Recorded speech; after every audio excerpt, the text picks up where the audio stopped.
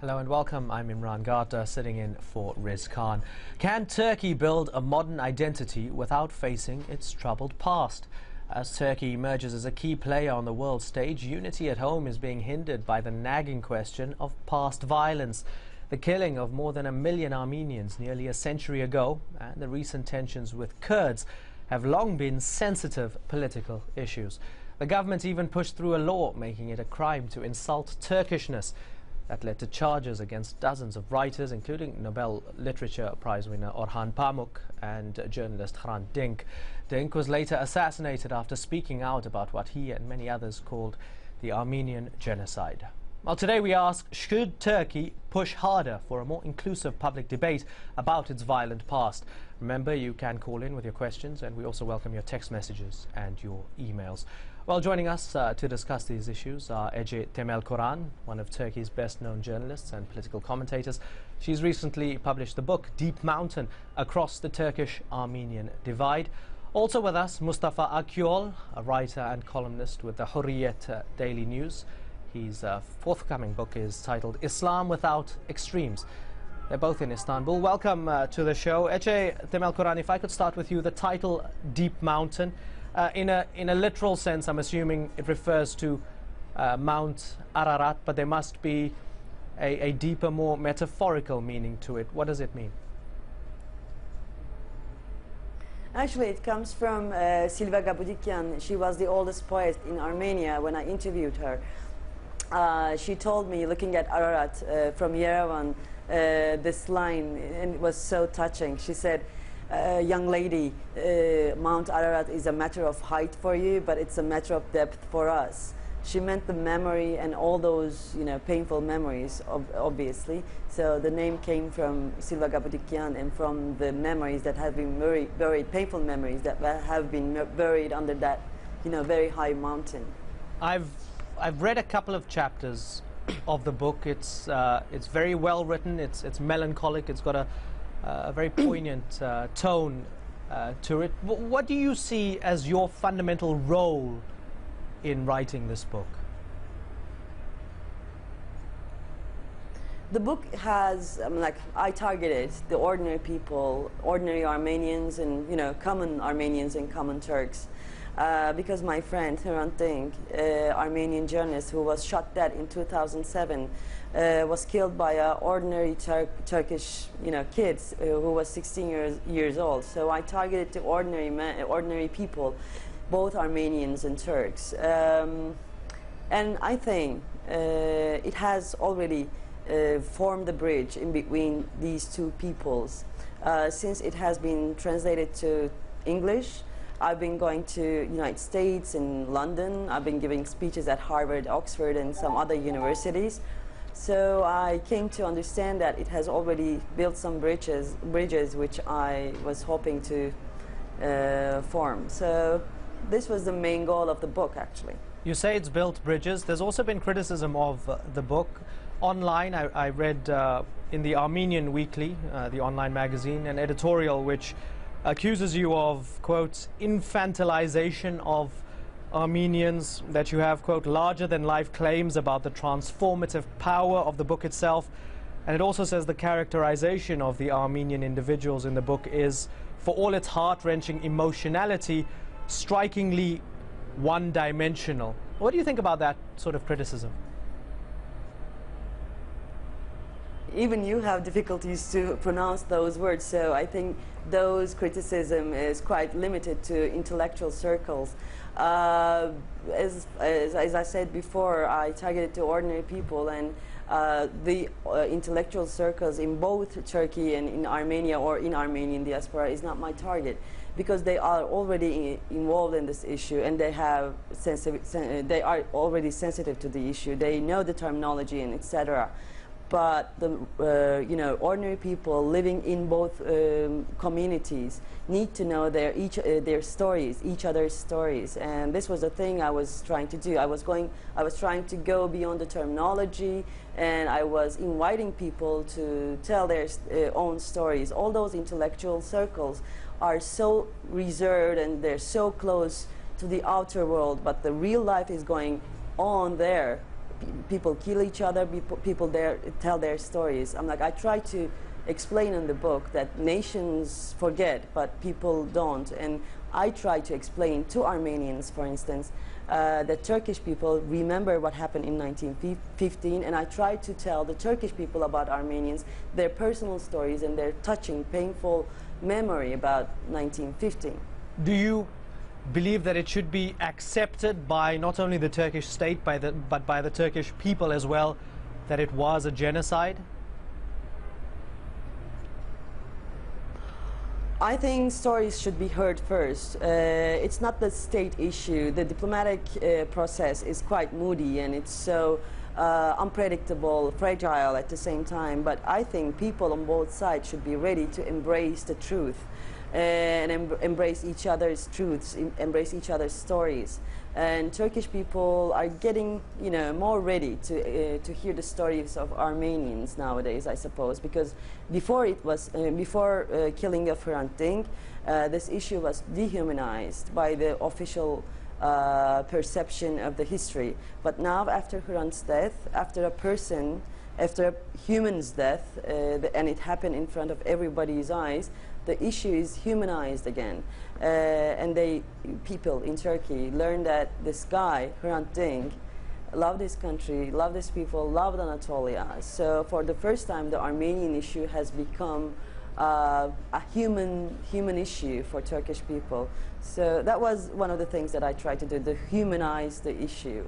Mustafa Akyol, do you believe that the issue has become more humanized, which has opened the door towards better understanding and clearer communication between the two sides?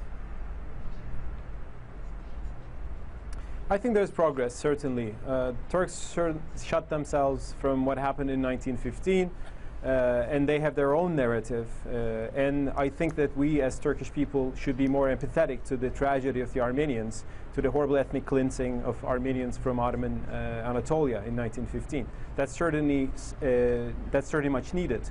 But there's also a Turkish side of the story that Turks remember, that Turks have learned from their own grandmothers, which is the Turkish suffering in 1915. And I think the Armenians should try to understand that side of the story as well. So we need, I think, a dialogue, a rapprochement between these two peoples who actually lived side by side, you know, as friends and as neighbors for decades, for centuries after, before nationalism came down to these lands, to this part of the world, and actually poisoned all intercommunal relations. And the Armenian suffering was one of the most tragic outcomes of that. But this is not just an isolated issue. It is about democratization. It's about open debate inside Turkey, and other taboos have also started to be taken down recently. For example, the Kurdish issue is not that unsimilar to the Armenian issue. We were not supposed to speak about the Kurds 15 years ago. Yeah. It was illegal to say that I am a Kurd. You know, I'm not. I want to actually bring that up. 20 years ago. So a lot of democratic reform have taken place. I want to bring that up a little bit later on in the program as we broaden it out into the other issues. But when you talk about this idea that everybody has their own narrative, it makes me look into our inbox here, because we've got numerous emails that have come through. There's one here from Nuri Gökhan Eker in Turkey. He says, we are proud of our history. If you want to see a history that is ugly, take a look at American, English, French, German, Russian, and Israeli history. Mustafa Akyol, I mean, it does highlight that there's a great amount of sensitivity amongst many Turks when it comes to bringing up the past, doesn't it? Certainly, certainly. That email certainly has a point. My faith is that no nation's history is totally clean, and every nation has to look its past and, you know, see some of its mistakes. And that's an evolutionary process that Turkey should state. It's not a revolutionary process. It's not just one day we will wake up and think differently on what happened to the Armenians. It's about remembering the past and seeing both sides of trouble. Generally in Turkey, there is a big tendency to believe in conspiracy theories. And many people in Turkey, the most nationalists, but even ordinary people, think that there's a conspiracy behind labeling or defining what happened to Armenians as genocide. They see this as a political design to take land from Turkey to create a greater Armenia.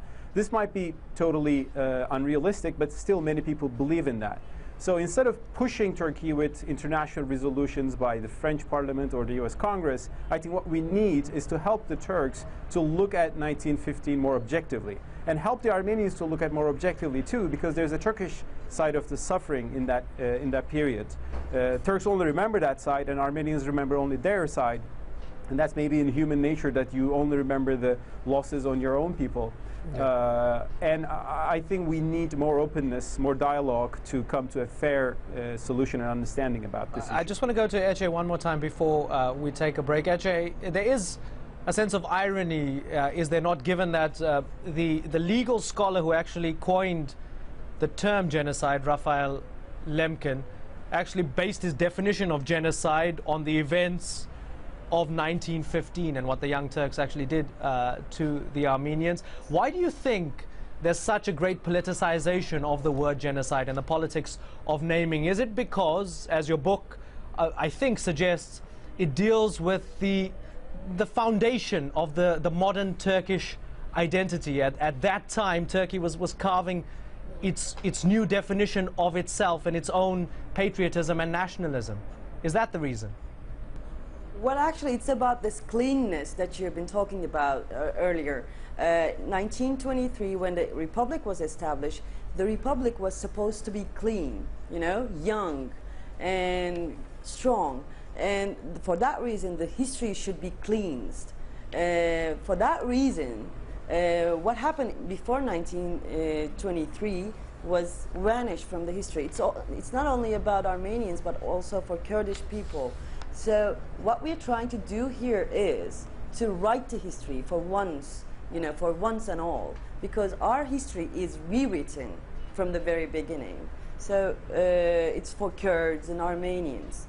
I think this is the main issue. Like the 1923 is year zero. Nothing happened before that, and everything is a fairy tale, you know, which happened before that.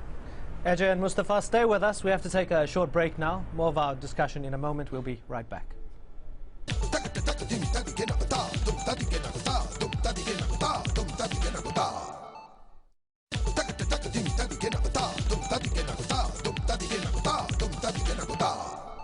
Welcome back to the show. We're talking about the challenge faced by Turkey to reconcile its past with its present. Joining us from Istanbul, our writer Ece Temelkuran and journalist Mustafa Akyol. Let's get back to the discussion. Mustafa, when we talk about the Armenian diaspora, I know there's a lot of hostility within Turkey towards the Armenian diaspora, particularly those who call for reparations and those who call particularly for money. I was just looking at the papers yesterday, December 15th, reports here that descendants of Armenian victims of the events of 1915 seek $65 million from Turkey for seized land. Two of those people are based in Los Angeles, one based in Washington. These are people with title deeds to the land. It's almost another discussion, isn't it? It is, and actually those demands make it harder for Turkey to look at 1915 as objectively, because it convinces many people here that this is a political game, a plot played against Turkey. And I think instead of just having this anti-Turkish campaign, the Armenian diaspora would make a better job for itself and for Armenia and for Turks as well if they try to engage in a dialogue with the Turkish community. The Armenians living in Turkey are actually more realistic about these things, and they understand there is a strong nationalist, a very nationalist tradition in Turkey, and such moves to that I call Turkey bashing sometimes only helps nationalism get stronger in Turkey, and it doesn't help a reconciliation. If Turkey will look at 1915 more objectively, more fairly, and more self-critically, that will be when Turkey becomes more convinced about what happened. Unfortunately, that conviction was not possible before because we were not even able to speak about this. There were laws. Things have changed in the past decade with the EU process under the current government. Several important democratization steps have been taken. So we can hold a conference right now in Istanbul saying that what happened in 1915 was genocide. Well, that's a view held by some Turks, not many Turks. And the question is, just helping Turkey have a real, honest discussion about this and reaching to the Turkish mind and heart would be the best thing for the Armenians to do.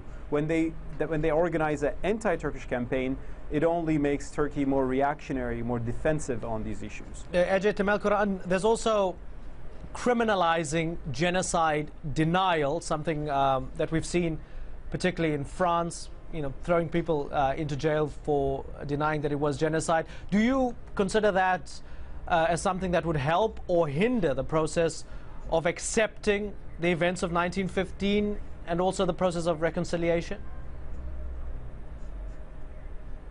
All that, highly politicization of the issue doesn't really help. I mean, like the diaspora issue, for instance, that you brought up. There's a propaganda in Turkey saying that there are good Armenians and there are bad Armenians. Each April 24th, the anniversary of 1915, there's a classic approach of TV channels to the Armenian issue. They run to the Armenian coffee shops in Istanbul and they ask the Armenians living in Istanbul, what do you think about this resolution which passed from American blah blah blah? And they go like, and the Armenians are quite silent about it and they say we don't really want to go in that la la la. So that is the good Armenian for Turkish official state of mind. And there are, even less worse, what do you say, less bad Armenians who are living in Armenia, who are poor, who are not really loud about 1915. And then there are, bad Armenians who are living in Europe. And then there are the most evil Armenians who are living in LA, for instance.